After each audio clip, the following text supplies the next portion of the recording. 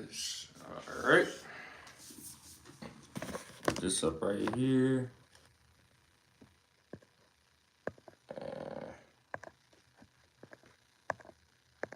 Take this off. Live chat. All right, guys. We back at this book, Limitless by Jim Kwik. We're gonna see what the next chapter about. The last time we talked about it, we just got done with the introduction. Now we're gonna get right into it. This card right here is the last place we left off. Alright. It says it was basically talking about going through this door right here, and you're gonna get right into it.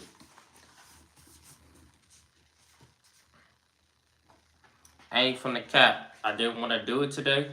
Hey, you gotta motivate yourself and you gotta self-discipline yourself. So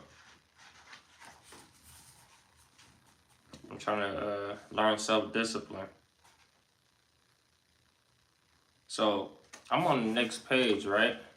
It's saying if an egg is broken by an outside force, life ends. If broken by an inside force, life begins. Great things always begin from the inside.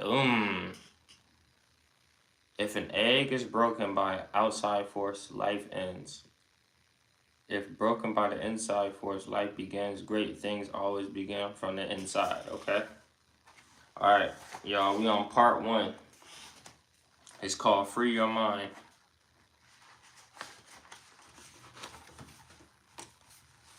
We do not need magic to transform our world.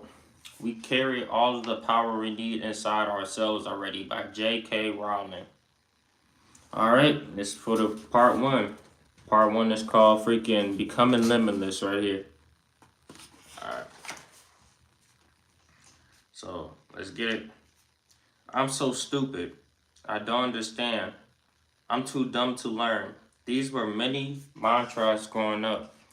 There wasn't a day that went by that I didn't tell myself that I was slow, dumb, and that I would never learn to read, much less amount to anything later in life. If a pill existed that could supercharge my brain and make me smarter in one swallow, as there was in 2011 movie Limitless starring Bradley Cooper, I would give in anything to take it. I wasn't the only one who felt the way I did about myself. If you ask my teachers when I was a kid, many would have said that I was the last person they expect to be writing this book for you. Back then, they would have been surprised to know that I was reading a book, let alone writing one. This all stems from an incident in the kindergarten that completely altered the course of my life.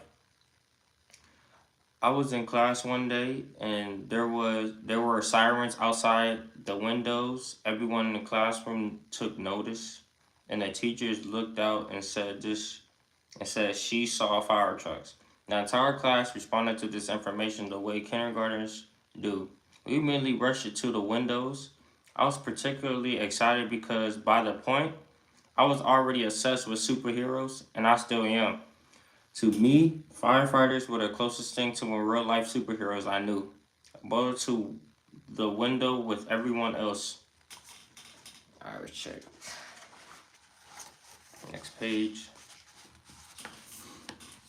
The only problem was that I wasn't all tough enough to be able to look down at the fire trucks. One kid went to go grab his chair to stand on, and that other inspired the rest of us to do the same. I ran back to my desk to get mine, pushing it right up against the huge iron radiator that ran along the bottom of the windows. I got up on my chair, saw the firefighters, and completely lit up. This was so exciting. My eyes stared and mouth gasped as I watched these courageous heroes in action with their seemingly impenetrable,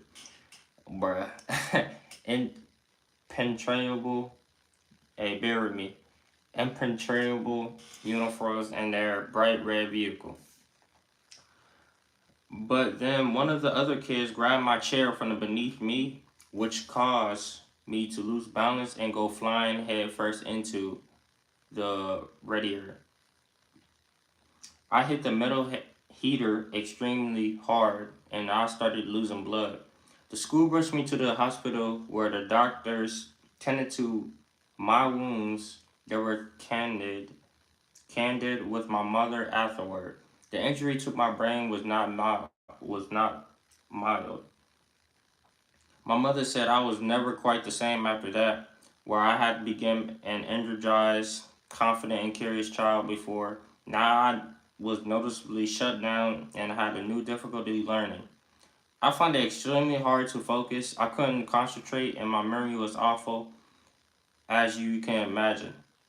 School became an ordeal for me. Teachers would repeat themselves until I learned to pretend to understand.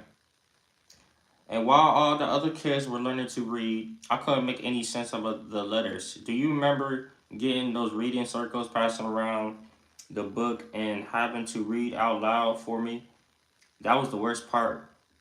The worst, nervously waiting as the book kept closer and closer, only to look up at the pages and not understand one word. I think that's where my crippling fear of public speaking initially came from. It would take me another 3 years to be able to read and continue to be a struggle and uphill battle for a long time after that. I'm not sure if I ever would ever to learn I would ever learn to read if it weren't for the heroes I met and saw in the comic books.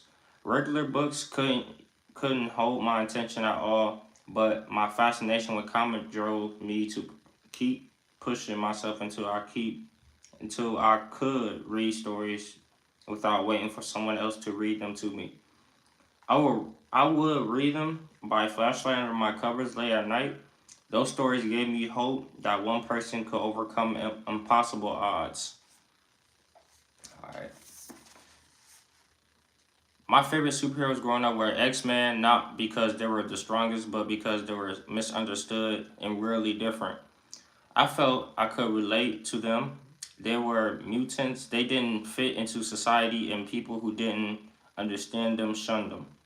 That was me, minus the superheroes. The X-Men were outcasts, and so was I.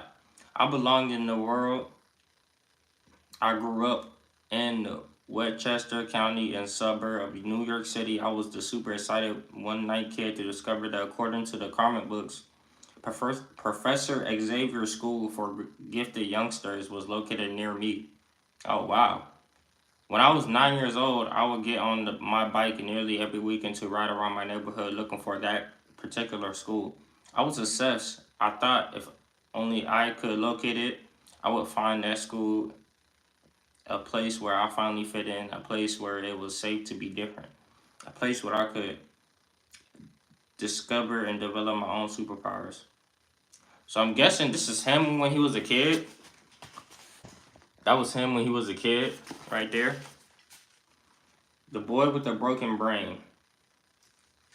In the real world, life was not very kind. It was around this time, that my grandmother, who lived with us and helped raise me, started showing the advanced signs of dementia. Watching someone you love lose their mind and memory is hard to describe. It was like losing her over and over until she passed out. She was my world and climbed with my learning challenges. She was why I'm so passionate about brain health and fitness. All right. Okay, so he basically talking about like when he was younger and stuff. Well, what he went through so far. Back in the school, Back in school, I was bullied and made fun of, not just on the playground, but in the classroom too. I remember one day in the elementary school, a teacher frustrated because I wasn't getting the lessons pointing at me and said, "That's the boy with the broken brain." I was just crushed to realize that this was how she saw me, and the others probably saw the same way. Often, when you put a label on someone or something, you create a limit. The label becomes limitation. Adults have to be very careful with their external words because these quickly becomes a child's internal words. That's what happened with me in that moment. Whenever I struggled to learn, did badly on a quiz, wasn't picked for a team in the gym class, fell behind my other classmates. I would tell myself that it was because my brain was broken. How could I possibly expect to do as well as the others did? I was damaged. My mind didn't work like everyone else's. Even when I studied much harder than my schoolmates, my grades never reflected the effort I was putting in. I was too stubborn to give up and managed to move on from grade to grade, but I was hardly thriving. While I was advanced in math because the help of few of my academically talented friends, I was horrible at most of the other subjects, especially classes such as English, reading, foreign languages, and music. Then in my freshman year of high school, things got to the point where I risked failing English. My parents called in by my teacher to discuss what could do to muster a passing grade. She offered an extra credit project for me. I was right. I was to write a report comparing the lives and accomplishments of two geniuses, Leonardo da Vinci and Albert Einstein. She told me that if I did a good job on this report, she would be able to give me enough points to make sure I passed the class. I considered this to be a huge opportunity, a chance to hit the reset button on what had been a difficult start to my high school career. I committed everything I had to do writing the best report I could possibly could. I spent hours and hours and hours at the library after school trying to learn everything I could learn about these two brilliant minds while working on this paper. Interestingly, during our research, I came across multiple intentions that Albert Einstein and Leonardo da Vinci each struggled with alleged learning difficulties. After weeks of effort, I typed up the final report. I was so proud of what I'd done that I had pages professionally bound. This report was a statement for me. It was the way I was going to announce to the world what I was capable of doing.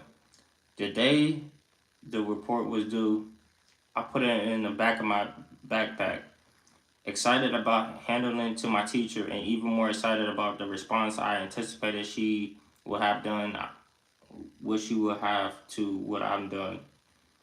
I'm planning to give it to her at the end of the class. So I sat through whatever we were doing that day, trying to concentrate, but constantly finding my thoughts fitting back to the look I expected to see on my teacher's face when I presented her with the report. Whew. But then she threw me a curveball I was not prepared to hit about 5 way through the class period. The teacher ended her lesson and told the students that she had a surprise for them. She said I have been working on an extra credit report and that she would like me to present it to the class now. I had spent most of my school life trying to shrink so small that I wouldn't be able to call. I wouldn't be able. Wait, what did he say? I wouldn't be called on in class. When you are the broken one, you don't feel like you have much to offer. I was beyond shy, and I didn't like to draw attention to myself. My superpower back then was being invisible. Tragic. I was also deathly afraid of speaking in public. I'm not exaggerating here. If you hook me up to a heart monitor at the moment, I might have broken the machine on top of this. I could barely breathe. There was simply no way I was going to be able to stand in front of everybody and talk to them about work I'd done. So I took the only option I saw available to me. I'm sorry I didn't do it. I stuttered, just barely getting the words out of my mouth. The expression of disappointment of my teacher's face, so different from the expression I fantasized earlier, was so profound that my heart nearly broke. But I just couldn't do what she wanted me to do. When class was over, after everyone had left, I threw my report in the garbage and along with a big part of my self-respect and worth. Okay. So I guess he had his superpowers back then was being invisible. He didn't like being in the public. He was insecure about himself. So I mean that's like everybody low key. They start off like that and then work their way up. All right. All right, the next part is called You Are Closer Than You Think. Somehow, in spite of all the troubles I had in school, I managed to get into the local university. I thought being a freshman in college meant a last opportunity to make a fresh start. I dreamt about making my family proud and to showing the world, and more importantly, myself, that I did have potential to succeed. I was in a new environment. College professors taught differently than high school teachers did, and no one at this college had any perceived notions about me. I work I worked my butt off, but I actually wound up doing even worse in my college classes than high school. A few months into this, I started to face my reality. I couldn't see the point of wasting my time and money that I did not have. I was able to quit school altogether, and I told a friend about my plans, and he suggested that before I made a decision, I'll go with him to visit his family for the weekend. He thought getting me away from the campus might give me some perspective. When we arrived, his father showed me around their property before dinner. Along the way, he asked how school was going for me. It was the worst question anyone could ask me at the time, and I'm sure my response stunned him. I erupted into tears, not holding back the tears, crying, but straight up bawling. I could see he was taken back by this, but his instant question had broken the dam holding back so many pent up emotions.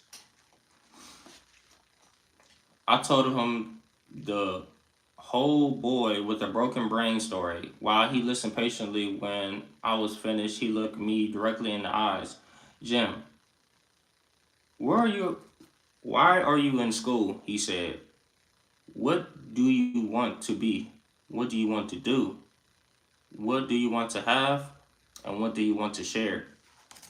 I didn't have an immediate answer to any of these questions because no one had ever asked me them before. Before I felt though I needed to answer them now, I started to speak and stop. I started to speak and he stopped me. He tore a couple of pieces of paper from his pocket diary and told me to write down my answers. In this book, I'll show you how to ask questions to learn and achieve anything faster. Okay? Okay, we get into the good stuff. Where my dang, I didn't even bring a pencil, y'all. Yeah, I didn't bring nothing. Cause I'm gonna do it after I'm done reading this, y'all. I'm gonna write it down for you. And this book. I try to ask questions and learn anything faster. Okay. I spent the next several minutes writing a bucket list. When I finished, I began folding up the papers and preparing to put them in my pocket. But I was doing so. My friend's father grabbed the pages out of my hand. I freaked out because I didn't think what I was writing as going to be read by anyone else, especially this complete stranger. But he opened the pages and read while I stood in my discomfort. It seemed as though he took hours to read what I written, though I'm sure it was the only minute or two. When he finished, he said, yours this close, holding the fingers on his right and left hand about a foot apart to getting every single thing on that list. That statement seemed absurd to me. I told him I couldn't crack this list if I had 10 lifetimes. But then he took his fingers and without expanding the distance between them and placed one each side of my brain. The space of describing those, the space was my fault, y'all. The space he was describing was my brain. That's that's the key, he said. Come with me, I have something to show you. He, we walked back to the house where he took me to a room that I'd never seen before. It was filled with wall to wall, floor to the ceiling with books. Oh shoot, it's filled with books. It was like being in a room full of snakes. But what made it even worse, that he started grabbing the snakes from the shelves and handed them to me. What the heck? And realized that there were biographies of incredible men and women throughout the history as well as some early professional growth books such as The Magic of Thinking Big, The Power of Positive Thinking, to think of growing rich. Jim, I want you to read one of these books a week. My first thought was, have you not been listening to anything I've been saying? I didn't ask this out loud, but I did respond.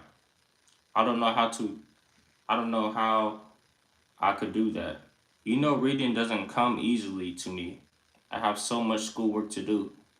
He held up a finger saying, don't let school interfere with your education. I later learned he was paraphrasing a quote often attributed to Mark Twain. Look, I said, I understand how reading these books would be really helpful, but I don't want to make any promises I can't keep. He paused and then he reached into his pocket and pulled out a bucket list and started reading each one out loud.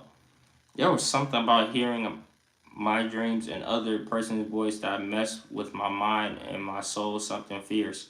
Told be Truth be told, many of the things on the list were things I wanted to do for my family. Things my parents could never afford or would never have done for themselves, even if they could afford them. Hearing these Hearing this read out loud moved me in ways I didn't think possible. It deeply tapped me into drive and purpose. We will unleash your motivation together, part 3. When he was finished, I told him I would do exactly what he suggested. Through secretly, I would had no idea I was going to accomplish that feat. All right, let's see.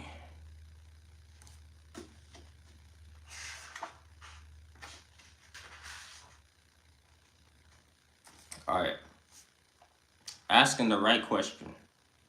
I went back to school after the weekend, armed with the books he'd given to me. On my desk were now two powers, one that had to read for school and one that I promised to read.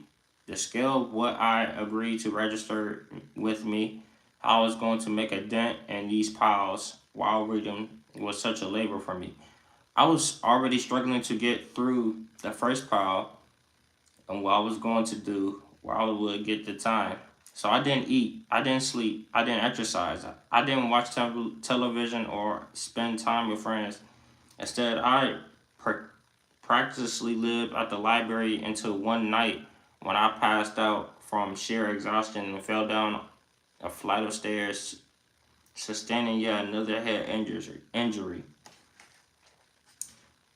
I wasn't. It wasn't until 2 days later that I woke up in the hospital. What the heck? I thought I had died, and maybe a part of me wished that I had. It was truly a dark and low point in my life. I was wasting away. My weight was down to 117 pounds. Dang. And I was so dehydrated that I was hooked up to IV bags. Dang. This dude right here. This was this where this where when he was in the hospital right here, bro. That's crazy. So he was just exhausted, bro. As miserable I was, I said to myself, there has to be a better way. At that moment, a nurse came into my room carrying a mug of tea with a picture of Einstein on it. The very same subject of the book report that inspired me to dig deep and study back in grade school. The quote next to his image said, "No problem can be solved from the same level of consciousness that created it." That's when it drawn to me. Maybe I was asking the wrong question. I started to wonder, what, what was my real problem? I knew I was a slow learner, but I had been thinking the same way about it for years. I realized that I was trying to solve my learning problems by thinking the way I had been taught to think, to just work harder. But what if I could teach myself a better method to learn? What if I could learn in a way that was more efficient, effective, and more enjoyable? What if I could learn how to learn faster? Okay. I committed in that very moment to find out that way. And with that, commitment, my mindset began to shift. I asked the nurse for a course bulletin and flipped through it, page by page. After a couple hundred pages, I couldn't find nothing but classes what to learn, Spanish, history, math, science, but there was no classes teaching how to learn. Alright, the next part is called learning how to learn. This might be the last part. Let me see what's in the other pages like that.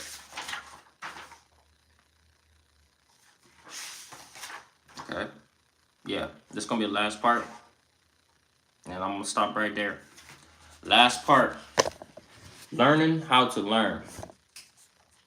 When I got out of the hospital, I was so intrigued by the idea of learning how to learn that I was set my studies aside and focused only on the books that mentor gave me, as well as books I found on adult learning theory, multiple intelligence theory, neuroscience, and personal growth in educational psychology.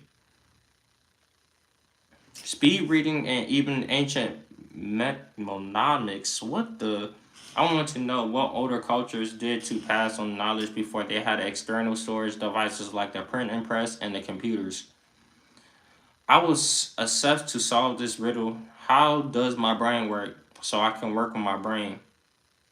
About a couple months of deep immersion into my new self-directed studies, a light switch flipped on. My ability to focus was stronger. I started to understand new concepts because I was able to concentrate. I was no longer easily distracted. I could better recall information that I had studied weeks before with little difficulty. I had a new level of energy, curiosity for the first time in my life. I could read and new comprehend information in a fraction of time that is used to take. My newfound competence gave me a sense of confidence that I never felt before. My daily life changed too. I was clear. I knew what to do to myself to move myself forward and unlock an out empowering and sustainable sense of motivation. With this results, my mindset changed and I started to believe that anything was possible. But I was so upset, it seemed to me all my years of self-doubt and suffering could have been avoided if this crucial method of meta learning and learning how to learn had been taught in school. I remember teachers telling me constantly to study and concentrate harder, telling a child to do things like concentrate is like telling them to play the ukulele. What the heck is that? The ukulele. It's spelled with Ukulele. So I guess ukulele, something like, or ukulele, something like that. It was very difficult to do without ever being taught how. And following the hero's journey, I couldn't help but share the treasure and lessons I learned. I started tutoring these methods to other students. The turning point came when I worked with a freshman who wanted to learn how to read faster, boost comprehension, and retain the information she was studying. She worked diligently and achieved her goal of reading 30 books in 30 days. I knew how she did it. I taught her the method you learn in chapter 14, but I wanted to know why. I discovered that her motivation was that her mother had been diagnosed with terminal cancer and she was determined to save her by studying books on health, wellness, and medicine. Months later, she called me and crying in tears, tears of toys, crying in tears of joy to tell me that her mother's cancer was remission. It was the moment that I realized that if knowledge is power, then learning is our superpower. And our capacity to learn is limitless. We simply need to be shown how to access it. Seeing the way this woman's life was changed ignited in me a purpose, allowing me to recognize what became my life's mission to teach the mindset, motivation, and methods to upgrade your brain and learn anything faster so you can unlock our exponential life. Over the course of more than two decades, I've developed a reliable and proven set of practical methods to enhance our learning, many which appear in this book. I have not only kept my promise to read a book for a week, but continue to serve and support everyone from children labeled and learning disability to seniors with brain aging challenges. Our team dedicated to the memory of my grandmother and passionately support Alzheimer's research. And we believe education is every child's birthright, funding the creation of schools around the world from hey, y'all gonna have to bear with me, Guatemala or something like that, to Kenya, providing the health care, clean water, and learning for children in need via amazing organizations such as We Charity and Pencils of Promise. That's our mission to build better, brighter brains. We're leaving no brain behind. I taught these techniques to others with astonishing results, leading to me addresses more than 150,000 people in live audiences each year in every field imaginable to serve as the brain coach to top personalities in sports and entertainment, to train at many of the world's leading companies and universities to head a large accelerated learning online platform with students from 195 countries, and to host a top educational podcast called Kwik Brain with tens of millions of downloads, and to have my teachings receive hundreds of millions of video views. This book is filled with lessons and practical advice I've learned over the years, along with the wisdom and resources many of the guest experts who have been featured on our show. I say all of this because I have been dedicating my life to researching and teaching the subject. I know what's inside this book, and more importantly, I know what's inside of you. All right. What in the 2 Chains? Why are you rating in the second? I'm dead. This man, Rambo. Well, that's it, y'all. The next part is called Finding Professor X School. And what the? X-Man is real? What the heck? Alright. Like I said last time, we're going to take this card, this debit card. Y'all can look at it. It doesn't have nothing on it. Y'all can do whatever to it. We're going to put this right here. Slide it right here. You're going to wait till the next time we did this. So basically, the first part, he was talking about his life and how when he was younger, he used to doubt himself and everything. And people was giving him advice, and he took it. And it worked on the first part. And then the next part, I guess he's going to explain to us the steps and stuff and the practices of, achieving anything you want and make your brain have the full capacity of, going 100%. All right. It's right on there. That was Limitless by Jim Kwik, part 3. It's going to be coming soon. And I'll see you guys next time. Peace.